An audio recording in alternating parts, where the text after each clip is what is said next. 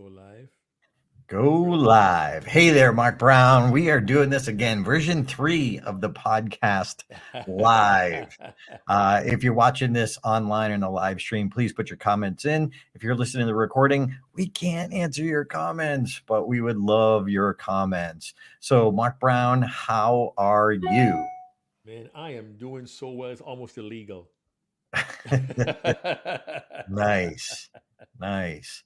And I'm just loving this live. Like my notifications are coming in that you can, that we're live on each of the things. And I did not shut off my email. Bad Darren.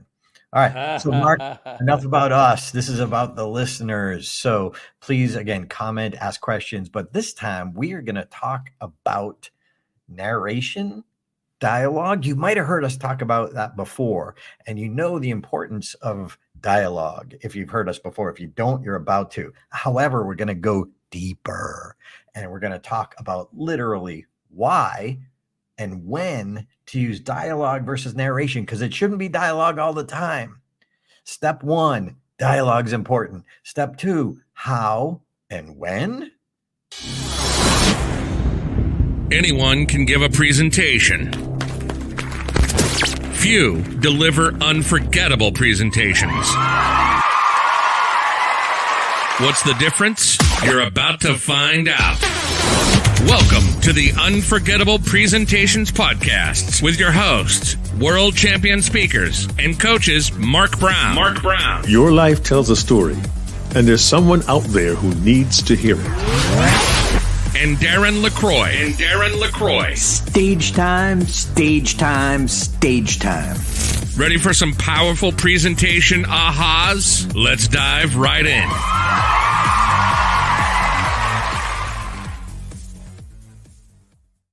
All right, Mark Brown. He's still dancing in the studio. Nice. That's So- the theme music, man. theme music. I know So- it's bad. It's good and cheesy, but in an adorable way. So, Mark Brown, I'm going to let you lead on this one. Dialogue versus narration. How and when? What are your thoughts? It's funny you say you're gonna let me lead because my mind goes back in time almost 22 years to 2001 when a very eager speaker who had qualified to be in the Toastmasters World Championship, and our audience probably tired of hearing this, but the detail is important.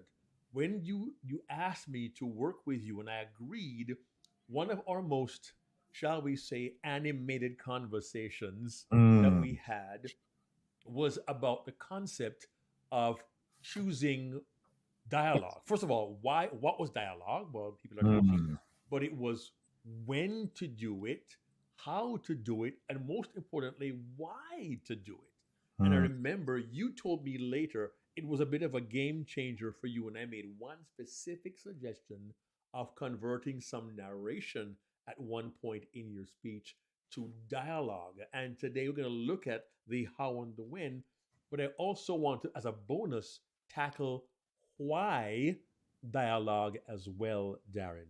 Because the why, I think, is the foundation of appropriate and effective use of dialogue.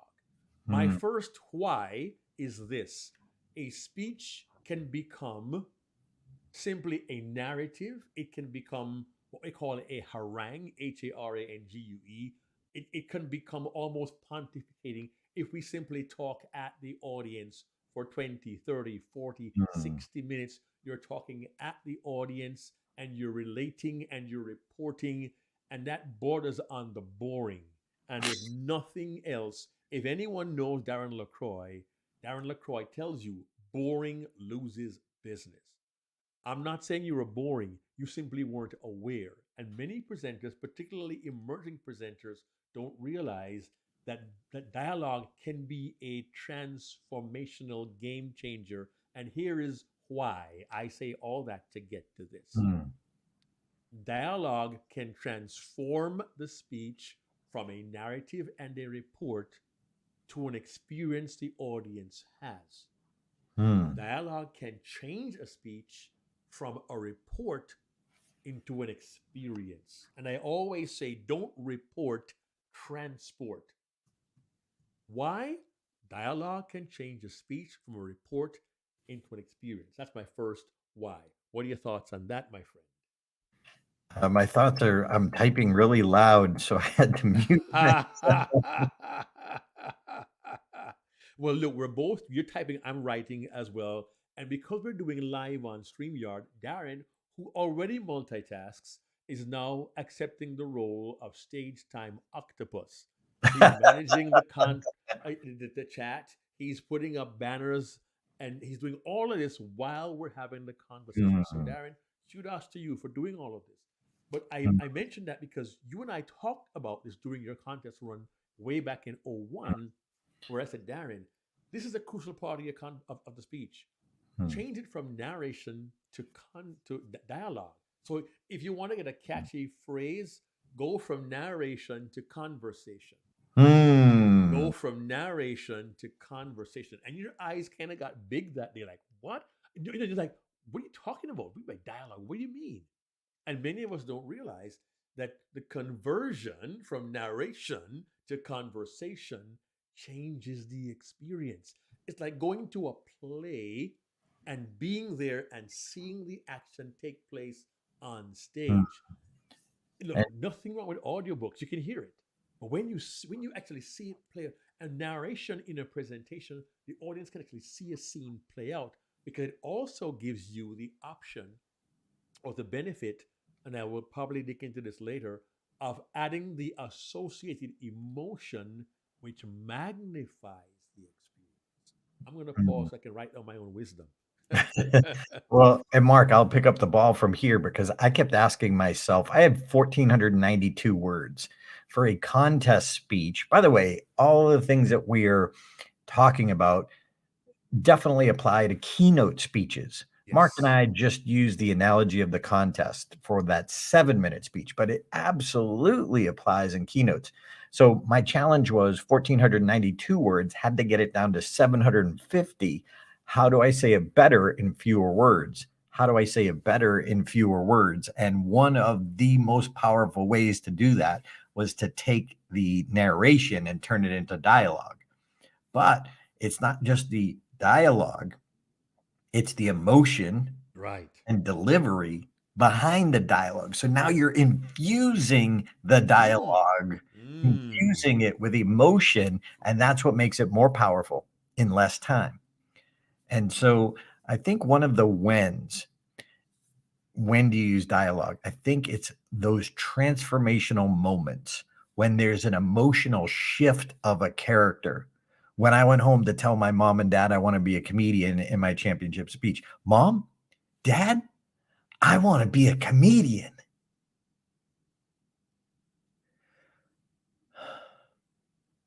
And I was met by silence. So now I stepped out of the narration, stepped out of the dialogue to narrate.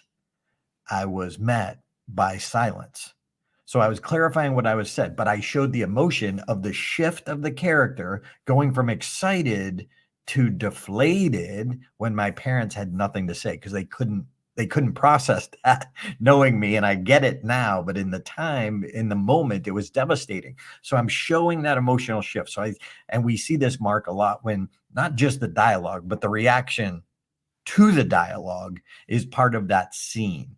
And I think when a character changes their emotion, when the emotional shift happens, I think that is a key when to dialogue, as also why to dialogue, because we need to feel the shift. Mark? Yeah. And I want to tack on the how because you may ask, well, Darren, Mark, is there a general common place where this happens or in a common way this happens? One is tagging on to what Darren said about emotion. Think about having heard speakers who say, oh, when that happened, I was so livid, I was so angry, and I told them how angry I was. And many people will do, they'll tell you, they'll talk about an emotion.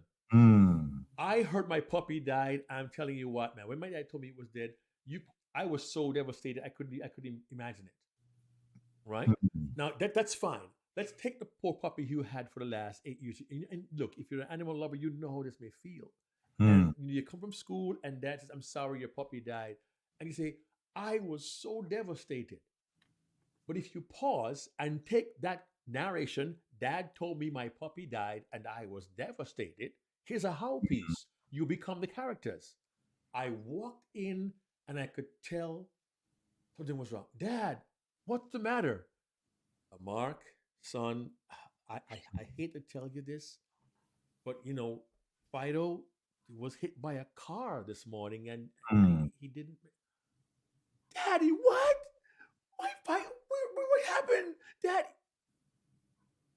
my voice tells you I'm Mm. almost crying. I am devastated.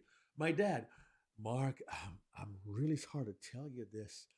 You can hear that he doesn't want to share it with me. He's struggling emotionally. How do I tell my son his beloved animal is dead? All of that in literally 15 seconds is different from I got home, dad told me the dog was dead, and I was devastated. So the how is in the way the characters come alive and how the characters reflect the emotion. A little deeper on the how, when you become the characters, my voice was lower for dad. Mark, I don't know how to tell you this, son, but he got hit by a car this morning. And you feel that and the emotion. Mm. And the little kid, what, daddy? But daddy, here's my pet. And you hear the voice is different for a 6 or 8 year old kid. And his emotion, he's lost his best friend. And all of that takes place. The how adds to the why and the what. So generally, when there, as Darren says, when there is an important emotional shift, what we call a moment in the presentation, ask Mm. yourself, would it be more effective if I took the narration and the reporting of what happened, invite the characters in, use dialogue, make sure I'm able to clearly identify the cameras by what the cameras, the characters by what they say and how they say it. And then the audience now has the experience of being in the front row at this play and seeing this heart wrenching conversation between dad and his little boy over the death of a dog. Any emotional circumstance, happy or sad, you got the job, right? You got the notification you're gonna be hired. Oh, the house came through. We're gonna buy the house. The baby gender reveal, or Mm. when the husband finds out that his spouse is pregnant, they're gonna have a baby. There's so many different. We mentioned that Paul Ekman, psychologist, identified initially 6 common basic emotions. There are many Mm. more: happiness, sadness, anger, fear, surprise, disgust. Any scene, any situation where any of these emotions are used could be prime time to change the narration to the conversation. Mark Brown, you're on fire, my friend. And by the Well, way, when you did the squeaky high voice, I think a couple glasses in my is it broke. Memorex or is it Yeah, live? Sorry, that was is it really old. live or Memorex? That's funny. Hey, had an interesting comment come in from Dennis Ham. Thank you, Yeah. Dennis, for listening live. This is an interesting thought. We usually talk about conversational style of speaking, but not narrational style of delivery. True. Well said, Dennis. Thank you, And Dennis. I appreciate that's that. You're right. You're right. I'm nailed it. hoping that this will help Nailed people it. to dive and dig a little deeper into the value Mm. of bringing your audience into the scene and let the emotional impact touch them as well. Yeah, and then Because yeah, finish go your ahead. thought. Sorry. Because you want them to connect emotionally to your presentation. Go ahead, Darren. Yeah, and if you think about it, the narration. I love Craig's analogy. It's like sets up the dialogue. It like puts it on the pedestal. So we need narration, short, specific. Like think about this: the classic. It was a dark, stormy night. So you don't have. So we want to set the picture the scene as we teach in storytelling. Picture the setting. Mhm. Um, but what's the emotion of the setting? What's the feeling, establishing shot. If we're looking at a classic, the Brady Bunch sitcom, we see the outside shot, slow zoom into the classic house there in California. But you don't say it was a dark, stormy night. And then, oh, they were happy. We want to set the mood, Yes. set the tone. But make no mistake, even though we focus on dialogue, because the biggest mistake that we see people missing is all narration, no dialogue at all, or we hear them narrating the emotion, narrating the emotion, Right. telling us what the emotion is instead of letting us feel and sense from the delivery in the dialogue what the emotion is. Mark? Yeah, and as I look at this, Darren, I know we say how and when narration versus dialogue, but my heart is feeling rhythmic. I'm thinking how and when narration versus conversation. We'll work on that later on. You said just now about having the audience feel the Hmm. emotion. And when you think about this more closely, perhaps you want to invest some time and look at your favorite movies, your Kleenex movies and moments. You don't find in the movies the actors or the players aren't talking about the emotions they feel. They're Hmm. showing the emotions they feel. And think about the times you say, I was mad, I was disgusted. Yes, that's true. But if we can hear what you said in the moment, and then your responsibility and opportunity as a presenter is to literally go back to that moment in your life experience when you had that emotion. I'm not saying to reenact it, I'm saying relive that emotion. It Hmm. becomes more authentic and real because you are remembering what you went through, and you're delivering from the memory what took place. When Darren said, Mom, Dad, I want to be a comedian, he was remembering the conversation he had as a young guy living at his parents' house when he was 4 years old, right? And what it was like for them. And the narration that Darren used in that particular example, you can imagine how my parents felt after having, what do you say, Darren? Paid for business school, right? And Hmm. and then they hear this. So he set up the emotion, and the beauty of that particular scene was your Mom, Dad, I want to be a comedian. We could almost hear the range of emotion as you reveal to your family what you wanted to experience. So I'm going to ask you who are listening to this, can you recall a portion of your presentation where you remember an experience you had or you recall a memory? Hmm. Can you then resurrect the emotion you felt in the moment and transmit that to the eyes, the minds, and the hearts of your audience? And look at the response. Darren, I'm going to kick it over to you because you also said, in addition to that, dialogue can be so powerful, or the conversation becomes powerful when we transmit the reaction of the person who hears the dialogue in response to what was being said. In other words, I said, Darren, I cannot believe you're being so thick headed. And I could say, and Darren was hurt. But then I've got to go back and show his emotional reaction to Hmm. my reaction. So when we say dialogue and I say conversation, it really is conversation because we also run the risk, Darren, of giving one side of the conversation and then narrating the other side. That can happen as well. I told Darren he was so stupid. Well, he didn't like that very much. He was upset. I only told you what I said. Darren, you're being an idiot. He didn't like that. No. And of course, Darren is never being an idiot. It's a bad example, but he loves me, so it's okay. Darren, you're being I'm not quite so sure. My friends and family might agree with you. but Darren, you're being so stubborn about what are you doing, man? Clearly he didn't like it. It could be, Darren, you're being so stupid. What's wrong with you? Dude, I can't believe you told me that. You really said that to me? Now we're getting both emotions from Hmm. both characters based upon their language, their response, their pacing, their their volume. There's so much you could do in literally 15 seconds of conversation that will transform the experience for the Hmm. audience. I hope we are understanding this. It can be so meaningful. It can literally be a game, and I've said literally 3 times. It can be a game changer for what you present, not in terms of acting, but in terms of reliving in your presentation. Darren?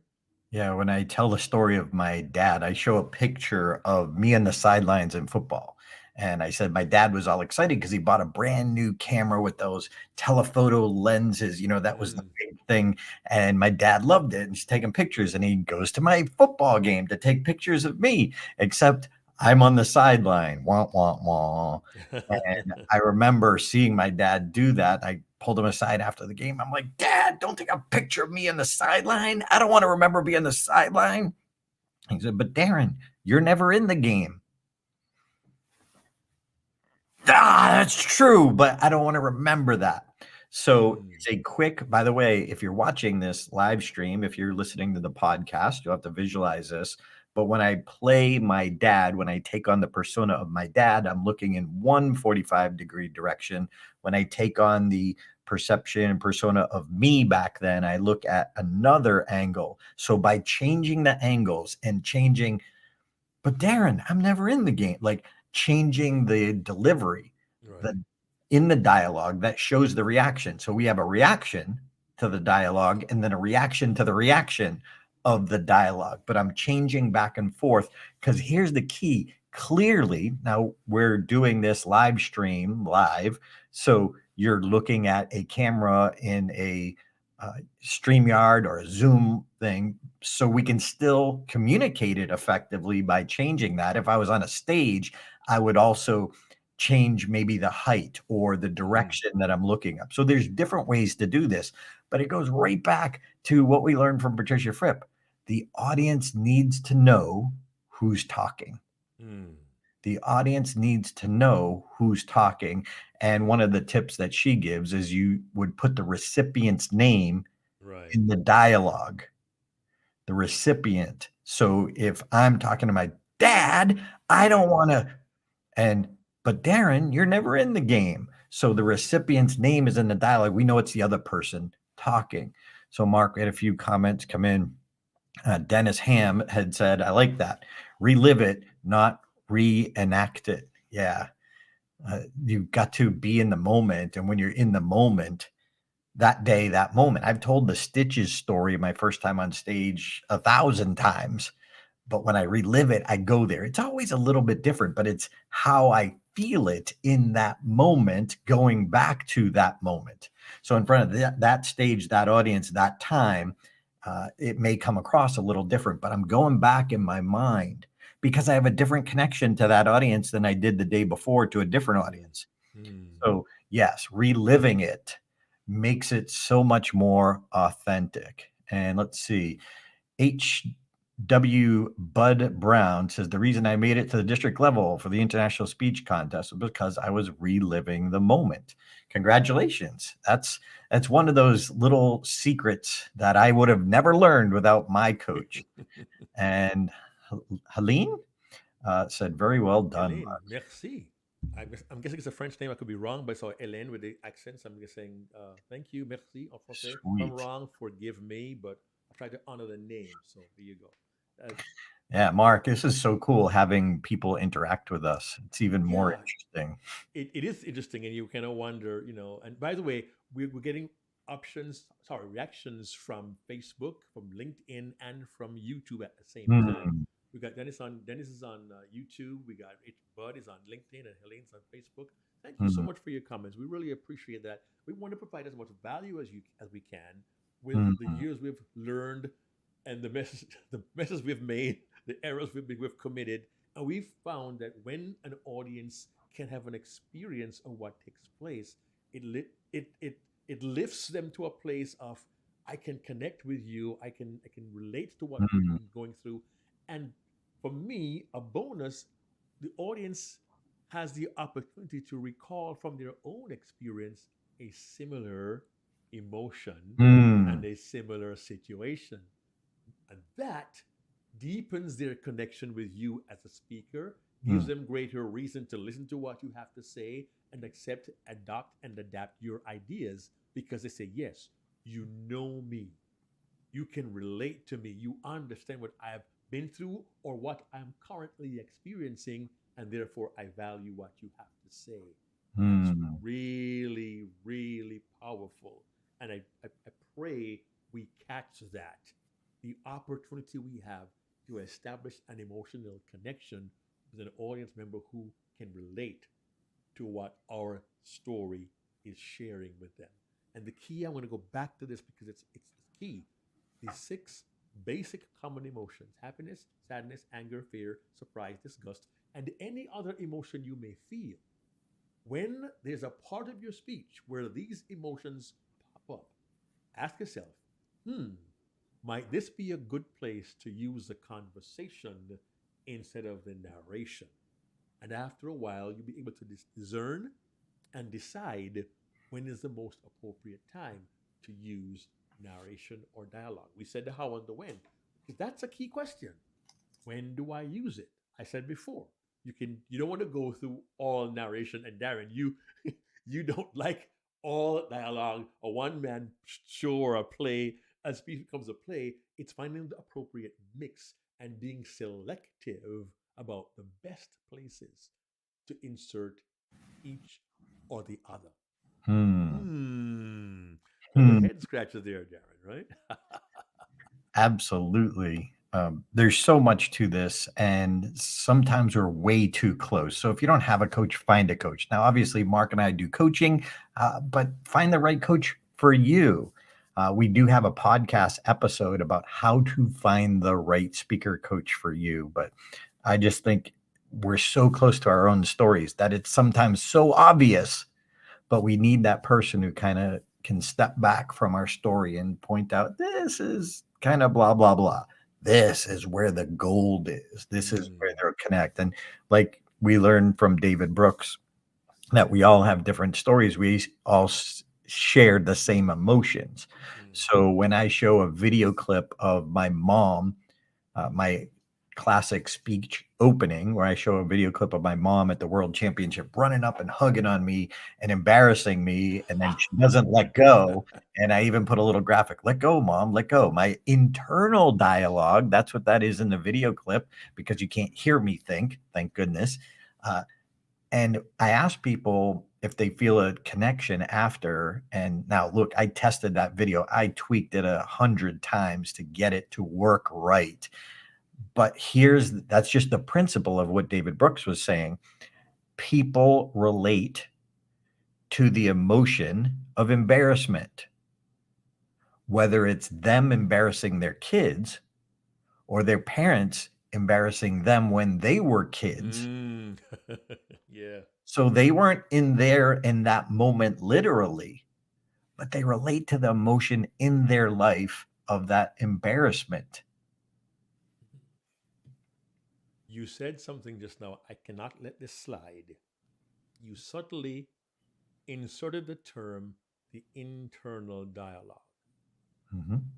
For those who may be unfamiliar with the term, that's a dialogue in your head when you're considering, contemplating, when you're beating yourself up, when you're giving yourself a boost. I knew I could do it. A little engine that could. I think I can. I think I can. I think I can. For those who read those old stories, Hmm.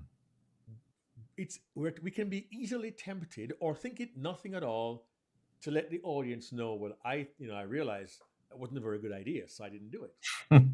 But if you transfer that into the internal dialogue, I realized, wait, Mark, you're an idiot. That's never gonna work. Why you want to do that? It doesn't make any sense. Or you go, oh, how could I have been so stupid? Oh, phew, I dodged that bullet, boy. Woohoo! Man, that was close. And we Hmm. wonder, we ask ourselves, wait, if I, if I, you know what? If I can get to that train, maybe I'll make it in time for the game. And my daughter would be so surprised to see me. That'd be great. Think of your current presentation or the one you're working on, or your most recent one.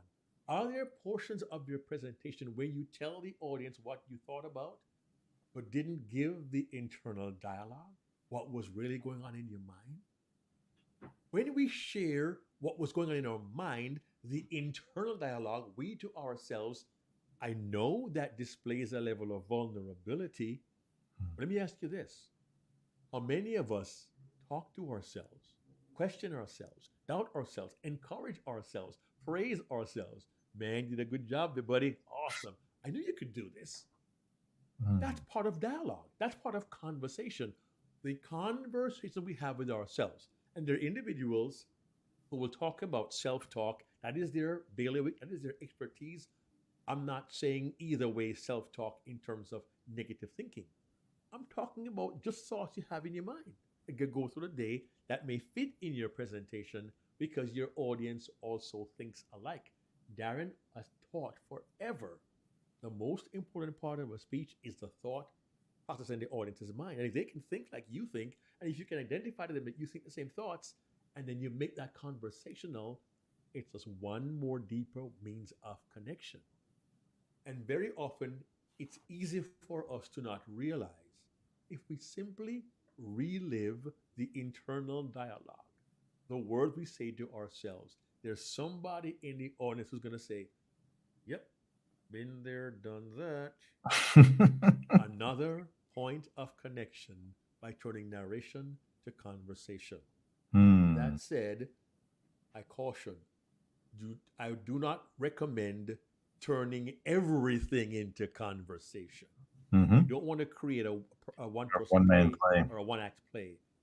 Be selective, which is why we recommend examine the emotional moments and ask, are these the appropriate times to convert narration to dialogue? Darren? Yep. And change it from a report into an experience. And by the way, if you're watching live, the little banners that go across, I type those. So if there's a typo, I'm dyslexic. Don't blame Mark. Don't blame Mark. It's all on me. So thanks for being a part of the Stage Time podcast live stream. Dennis, thanks for chiming in.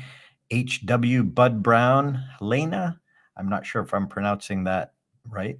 But hey, thanks for being here. Thanks for being a part of this. If you want to join us in Stage Time, go check out stagetimeuniversity.com.